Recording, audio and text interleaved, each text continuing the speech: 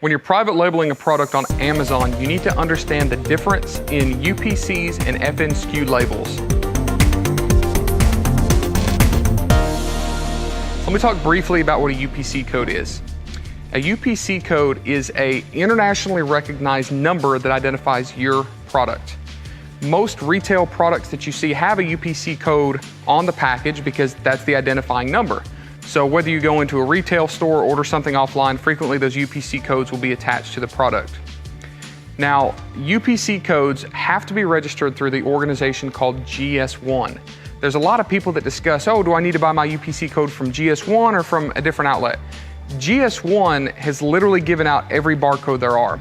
A lot of the discount outlets for UPC codes like speedybarcodes.com and buyabarcode.com are just using old barcodes that were never used or they were decommissioned. So technically they're all GS1 barcodes. When you're talking about developing a private label product, people want to know, do I need my UPC code on my product or not? I say yes. Every product out there, whether you're selling on Amazon, retail stores, wholesale, need to have a UPC code associated with it, so you might as well attach the UPC code to the package. Now, the reason that people get confused is because they're confusing the purpose and intent of the FNSKU code, which is an Amazon-specific barcode. Now, let me explain where the FNSKU code started. Back years ago, when the typical third-party seller was selling a product on Amazon, it was arbitrage. It was another product that was a name brand maybe, they bought it wholesale, they bought it from a big box store, and they needed to differentiate their product. At one point, Amazon was doing something exclusively called commingling, which meant that if I sent in an iPad case and somebody else sent in an iPad case and somebody else sent in an iPad case, they'd all go in the same bin. Well, the problem is when you sell your product by owning the buy box, Amazon employee would go pulling out of the bin and it might not actually be the physical one that you sent in. So with the counterfeit problems and people selling used products as new, there was a lot of problems with your product getting sold as somebody else's, and the consumer would get a product that was inferior and you would be basically accused of selling that product. So what Amazon did is they created the FNSKU barcode, which is a seller-specific barcode for a product. So if I sent in my iPad case, I could print out my FNSKU label and put it directly on that package, which would identify exactly whose product that was. Fixed a lot of problems. Well, that practice is carried over to private label. Now private labelers are confused if they need the FNSKU or not. When you're creating your own branding, your own packaging to sell, assume that Amazon is not going to be the platform you sell on forever. Think bigger than that. Go ahead and think like a big major brand would and put your UPC code on it. And you don't necessarily have to worry about the FNSKU, because if you're the sole owner of that private label product, you're not worried about commingling.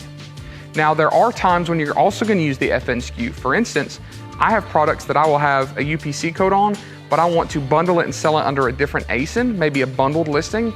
So now, since my retail packaging has the UPC code, I actually need to print out the FNSKU and place it over the UPC code on my retail packaging so that Amazon knows what that product is. UPC codes cannot be replaced by FNSKUs in your listing creation either. Amazon requires that every listing that's created have a UPC code. So if you're going to buy a code, you might as well print it on your retail packaging. If you're sending your goods to a prep center or you're having your Chinese supplier put FNSKUs on, you're gonna have to pay for that. So if you can go ahead and have the UPC code applied to that packaging, you don't need to do both, just do one or the other. But if you understand that UPC code is a national registered number and FNSKU is an Amazon-specific inventory management number, you understand that they are not the same. There's a time and place for both of them. Generally speaking, if you're private labeling a product, creating your own brand, creating your own packaging, use the UPC code as opposed to the FNSKU code. At Hickory Flats, we do a lot of sourcing projects for clients.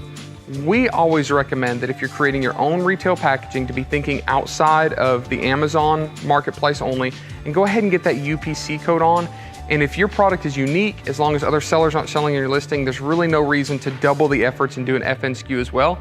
And then our clients are prepared. If they get that call from a big box store or a wholesaler, they have a more polished, more professional approach. And we love for our clients at Hickory Flats to have that kind of exposure and to have their brains wired to be prepared for that kind of thing to happen.